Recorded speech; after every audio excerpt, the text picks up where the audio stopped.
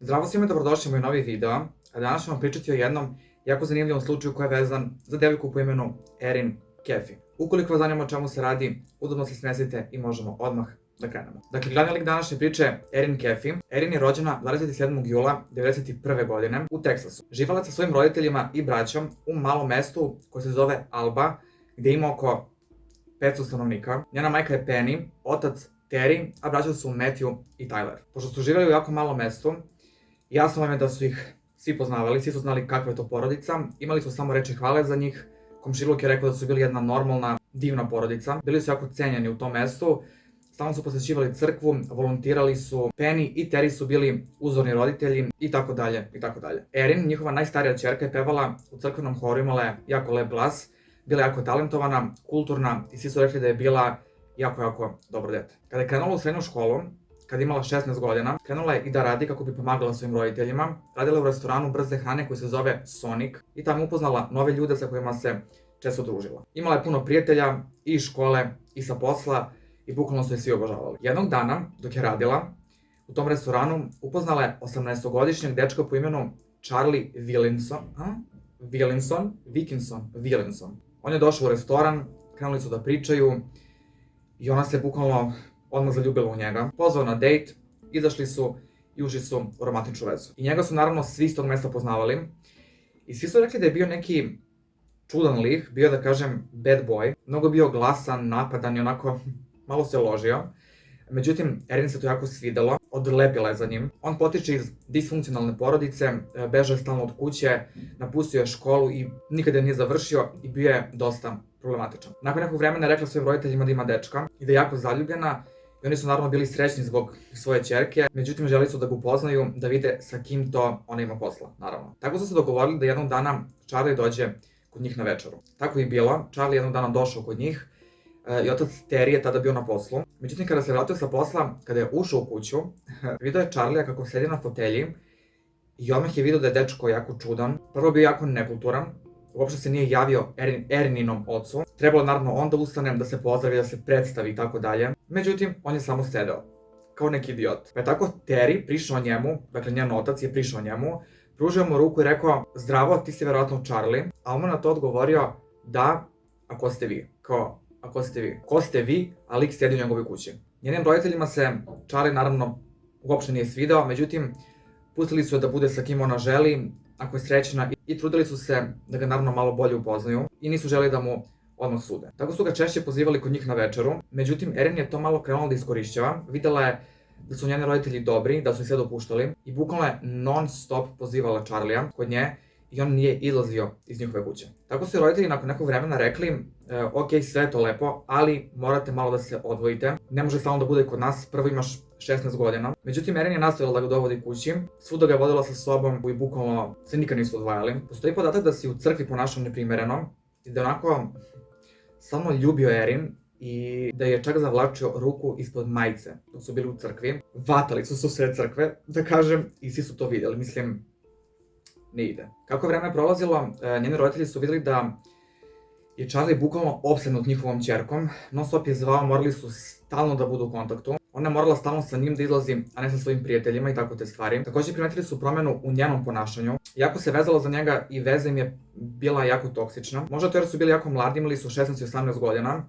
Svi smo bili tako ludi kada se zaljubimo, ali opet jeste zabrinjavajuće i roditelji su naravno brinuli zbog toga. Charlie je također nakon nekog vremena dao Erin kao neki verenički prsten koji je pripadao ili njegovoj mami ili baki i ona je morala da mu obeća da će biti zauvek njegova, dakle na neki način nije verio, što se njenim roditeljima tek nije svidelo. U smislu: "Jao, deco, smirite se malo, gde žurite, gde ste krenuli" i tako dalje. I pritom, rekao sam vam da im se Charlie nije sviđao, trudili su se da vide nešto dobro u njemu, ali nisu uspevali, non stop je psovao, tako baš je bio nekulturan, bahat, bezobrazan, jako je loše uticao na Erin. Zbog njegovog lošeg uticaja ona je dosta popustila u školi, nekad imala jako dobre ocene, sada više ne, i pretvarala se nekako u njega. Ponašanje joj se skroz promenilo i roditelji su i tada rekli da misle da Charlie nije dobar za nju i da misle da treba da raskine sa njim, da prekine tu vezu, i ona im je tada odgovorila da su u pravu, da i ona sama vidi da on nije dobar za nju i rekla im je da će raskinuti sa njim. Očekivali su drugačiju reakciju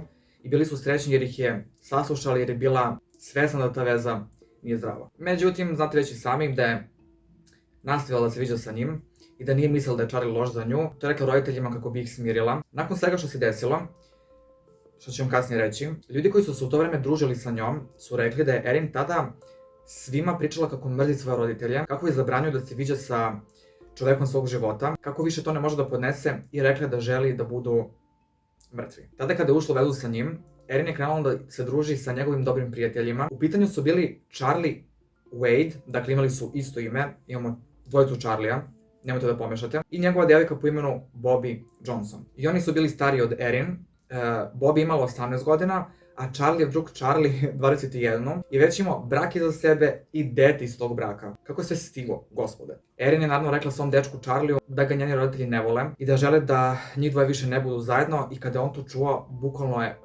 poludeo. Krenuo je da viče, onako bio je baš besan. Nije mogao da veruje da oni žele da ih rastave, kako smiju tako nešto da urade i tako te stvari. I rekao je Erin da želi da ona bude njegova žena, da budu zauvek zajedno, i ona rekla i ja isto, neće moći niko da nas rastavi, mrzim svoje roditelje, voljela bi da ih nema i tako dalje.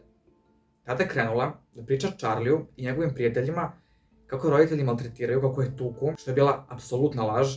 Oni su bili divni roditelji i samo su želeli najbolje, nikada nisu digli ruku na nju. Pa im je tako svima jednog dana pala ideja na pamet da ubiju njene roditelje, to jest da ih se reše. Da, dobro ste čuli. Bio je 28. februar 2008. godine.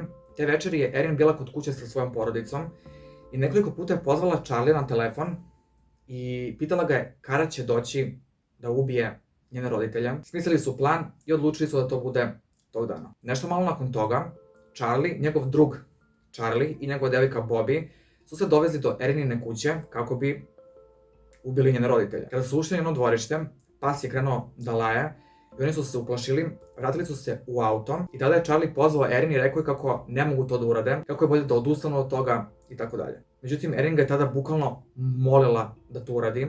Neprestano mu je govorila, ajde molim te, ja ću da sklonim psa odatle, ubi ih, molim te i tako te stvari. Nakon par minuta, Erin izlazi iz svoje kuće i ulazi u njihov auto, dakle došla je kod njih, nakon čega su se svi zajedno odvezli negde. Oko sat vremena su sedeli na nekom mestu i smišljali plan kako da ubiju njene roditelje te večeri. Pa je tako u jednom trenutku Erin rekla da će morati da ubiju i njenu braću, kako ne bi videli ko je to uradio i kako ne bi rekli policiji.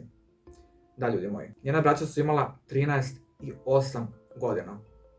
Užas. Bio je 1 sat iza ponoći, svi zajedno su se vratili do njene kuće i tada su Charlie izašli iz auta, a Erin i Bobby su ostale unutra. Njih dvojica su kod sebe imala pištolj i nož. Ušli su u kuću i prvo su ušli u spavaću sobu njenih roditelja.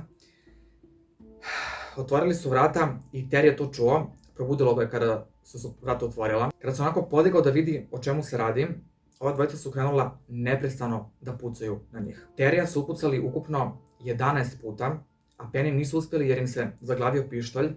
Međutim, Charliev drug Charlie joj je prišao, gospode Bože, izvukao je nož i krenuo da je bode iz sve snage. Nakon toga su izašli iz njihove sobe, a dečaci su se već probudili od buke, čuli su šta se dešava i krenuli su da vrište. Matthew, koji ima 13 godina, je video Charlija, prepoznao ga je, pošto je bio dečko njegove sestre, i krenuo da viče, šta to radiš Charlie, nemoj molim te, zašto to radiš i tako te stvari, nakon čega su pucali i u njega i ubili ga na licu mesta. Odglavili su pištolj ili šta god, to je sad nebitno, dakle ubili su i njenog brata. Nakon toga su krenuli da traže i 8-godišnjeg Tylera, koji se sakrio u ormanu, koliko tužno, znači, kakvim monstrom je odvratni, ne mogu da verujem. Kada su ga našli u ormanu, uzeli su nož i, znate li šta, ne mogu da izgovorim to, ubili su ih, sve su ih ubili. Nakon toga su otišli do neke prostorije koji se nalazila Erinina torba, rekli mi da uzmu tu torbu jer je spakovala svoje stvari i pre nego što su izašli, zapalili su kuću.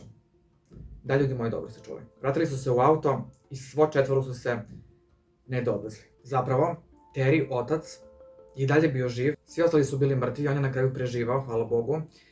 Davao je kasnije razne intervjue i, mislim, jadan čovek. Nekako je onako ranjen, uspeo da izađe iz kuće i čak nije ni hodao, nego onako vukao se po podu i otišao do komšije kako bi im rekao da pozovu policiju. Kada su mu komšije otvorile, on im je rekao da mu je cela porodica mrtva i da momentalno zovu policiju, naravno, oni su to i uradili. Došla je policija i hitna pomoć i Terry je odmah rekao ko je to uradio, video je Oni su mislili da su ga ubili, međutim on je preživao. Video da je to uradio Charlie i rekao im je da ga momentalno nađu. Svi su naravno znali ko je Charlie, kao što sam rekao, i policija je znala, jer opet ponavljam, živeli su u jako malom mestu i svi su se znali. Znali su gde on živi i momentalno su otišli do njegove kuće kako bi ga priveli. I kada im je otvorio vrata, kada su ušli unutra, njegova kuća je bila u katastrofalnom stanju. Bilo je jako neuredno, prljavo, stvari su bile pobacane, a videli su naravno pored i krvavu odeću koju je nosio kada je počinio ovo ubistvo. Nije se opirao, odmah je krenuo sa njima u stanicu, međutim ništa nije želeo da kaže, samo je ćutao. I da, Erinina kuća je potpuno izgorela. Sve je bilo uništeno. Dok je Charlie bio u stanici, policija se vratila da pretraži njegovu kuću detaljnije i među tim razbacanim stvarima, Gospode Bože, su pronašli Erin, sakrila se ispod tih stvari, zamislite vi to. Kada je ustala, bila je potpuno zbunjena i pitala ih je gde sam ja, šta se desilo, i glumila da je i ona Charlijeva žrtva, bolesnica raspala. I rekla im je da je Charlie drogirao i kidnapovao. Policija se onako sažalila na nju, poverovali su joj i odveli su je kako bi joj pružili pomoć. Tada su joj rekli da je njen dečko ubio celu njenu porodicu i ona je bila kao šokirana, krenula da plače i tako te stvari. A Teriju, nakon što je bio hitno operisan, su rekli da je njegova ćerka dobra i da su je spasili, da je Charlie kidnapovao. Pošto znate da je njena cela porodica mislila da je ona raskinula sa njim i znali su da je Charlie bio opsednut Erin, međutim Teriju je laknulo kada je čuo da je njegova ćerka dobro. Ali neću ni da govorim kako se osjećao zbog svoje žene i zbog svojih sinova, samo on zna kako mu je bilo. Međutim, jedan detektiv je krenuo da sumnja u njenu priču i zatražio da se ona testira na narkotike. Kada su stigli nalazi, videli su da u organizmu nema apsolutno ničega, što znači da nije bila drogirana, nakon čega su je uhapsili. U međuvremenu su uhapsili i drugog Charlija i njegovu devojku Bobby i njih su ispitivali i oni su rekli da je mastermind svega bila Erin, da je ona sve smislila i da im je naredila da to urade. Pored toga i njen dečko Charlie je na kraju krenuo da priča i rekao je isto što i ovo dvoje, to jest da je Erin sve smislila. Nakon toga policija pronalazi i poruke koje je Erin slala Charliju i videli su da ga je molila da ubije njene roditelje i sve mi je bilo jasno. Užas, katastrofa. Njen otac Terry, Gospode Bože, je bio slomljen kada je čuo da za svega stoji njegova ćerka. Mislim, ne možemo ni da zamislimo koliko tom čoveku bila. Stvarno. Kažu da je krenuo da vrišti i da nije mogu uopšte da se smiri. Erin je naravno sve vreme negirala da je to bio njen plan i pričala je kako je Charlie izmanipulisao. Babi i Daddy je rekla da ona to nije uradila, molila ih je da poveruju njenu priču i tako dalje i tako dalje. Međutim, sve svima bilo jasno, imali su dokaze protiv nje i bila je optužena za ubistvo svoje porodice kao i ostalo troje. Ubrzo nakon toga je krenulo njihovo suđenje i naravno svi su bili osuđeni za ovo što su uradili.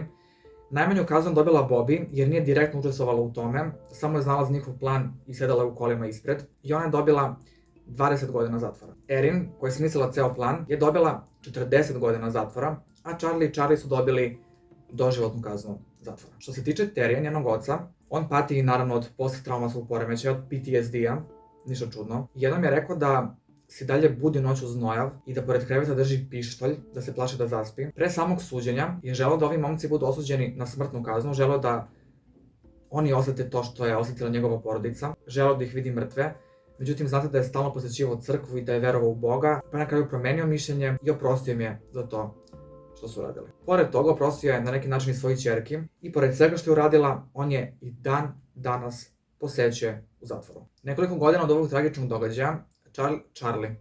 Terry se oženio po drugi put, međutim taj brak nije dugo potrajao, ali se posle oženio i po treći put i dan danas je sa tom ženom i sa njom ima 4 dece. Ima novu porodicu koja ga na neki način i vratila u život. Mislim, naravno da je srećan, ali nikad neće moći da zaboravi šta se desilo i nikad neće prestati da voli i svoju bivšu ženu i svoje sinove, naravno, mogu će biti u njegovom srcu. Evo, pretužna priča, baš i ja ne znam. Dakle, 16-godišnja devojka je naredila, to jest učestvovala, to jest ubila je svoju celu porodicu jer se njima nije sviđao njen dečko. Šta je sa ljudima? I eto ljudi moji, to je bilo sve za ovaj slučaj i sve za današnji video. Pišite mi kako vam se čini sve ovo, šta mislite o svemu ovome, a mi se vidimo vrlo brzo u novom videu. Bye!